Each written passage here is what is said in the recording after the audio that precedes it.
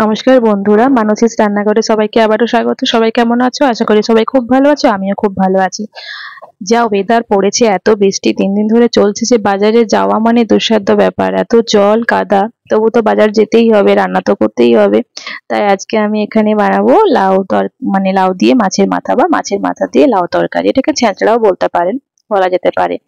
তো আমি এখানে লাউটাকে ভালোভাবে কুচি করে কেটে নিয়ে জল ঝরিয়ে রেখে দিয়েছি এবং সিদ্ধও করে নিয়ে আবার জল ঝরিয়ে রেখেছি। এখানে কড়াই চাপিয়েছি, সর্ষের তেল খুব গরম করে নিয়েছি ভালো করে, পেঁয়াজ কুচি দিয়েছি এবং এখানে পেঁয়াজ কুচি দিয়ে আমি করব। আপনারা চাইলে একটু বাটা মশলা দিয়েও এখানে করতে পারেন।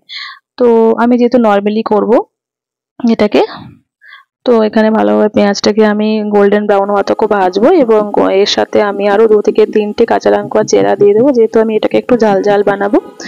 আপনারা চাইলে এখানে কাঁচা লঙ্কা বাটাও অ্যাড করতে পারেন এবং আদাও অ্যাড করতে পারেন। আমি কাঁচা লঙ্কা পেঁয়াজ কুচি দিয়ে এটাকে বানাচ্ছি। তো এখানে ভালোভাবে আমি লাল লাল করে ভেজে নেব পেঁয়াজ আর লঙ্কাটাকে।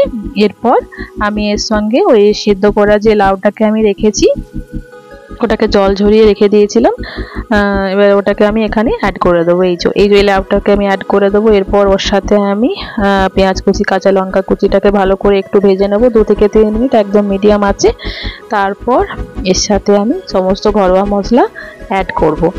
আমার চ্যানেলের এই রেসিপিগুলো আপনাদের কেমন লাগছে অবশ্যই কমেন্ট বক্সে লিখতে কিন্তু ভুলবেন না, আর সাবস্ক্রাইব করে পাশে থাকবেন। তাহলে আমি আরও যখন রেসিপি দেবো তাহলে আপনাদের কাছে নোটিফিকেশন পৌঁছে যাবে।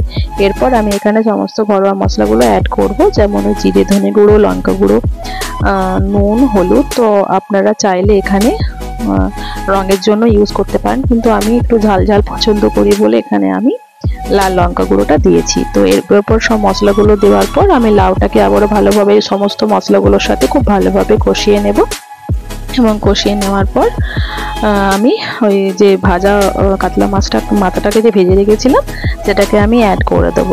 এরপর মশলাগুলো ভালোভাবে কষিয়ে নেব। এখানে কিন্তু কোনো আমি এক্সট্রা জল অ্যাড করব না, যেহেতু আমার লাউটা অলরেডি আগে থেকে সেদ্ধ করা আছে।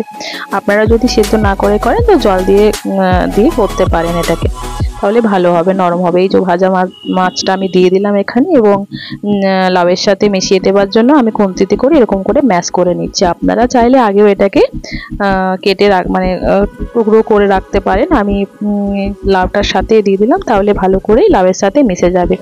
এরপর আমার এই রেসিপিটা রেডি হয়ে গেছে। এবার গরম গরম ভাতের সঙ্গে তো জাস্ট অসাধারণ লাগবে খেতে। এরকম করে অবশ্যই আপনারা ট্রাই করে দেখবেন এবং গরম ভাতের সঙ্গে খুব ভালো লাগবে। আজকে এই পর্যন্তই, আবার আসবো অন্য কোনো দিন অন্য রেসিপি নিয়ে। ততক্ষণ পর্যন্ত ভালো থাকবেন, সুস্থ থাকবেন। Thank you.